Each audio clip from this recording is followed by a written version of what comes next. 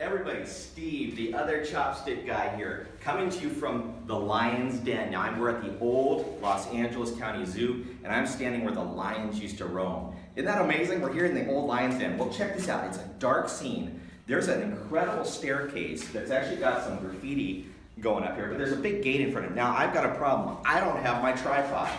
What do? It's very dark back there. So what I'm going to do is I'm going to do a makeshift tripod. I want to shoot the scene actually at f10, crazy f10 in a really dark situation. So what do I need to do? I can do one of two things. I can raise my ISO, but in this case I don't want to do that.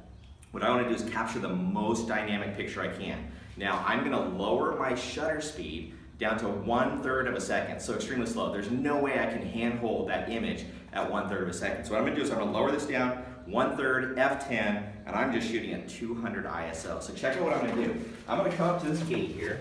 I'm going to take my camera, I'm going to stick it through, and I'm going to use my camera and brace it hard against this gate. So when I take this picture, I get a perfectly sharp, really cool, that's a really cool looking image, right directly using that. So using the gate, bracing that camera, if you want to use a wall, whatever you can to brace yourself, but always try to brace yourself because it's going to be impossible to handhold that camera and get a super sharp image at that shutter speed. This was Steve with your small bite for the day.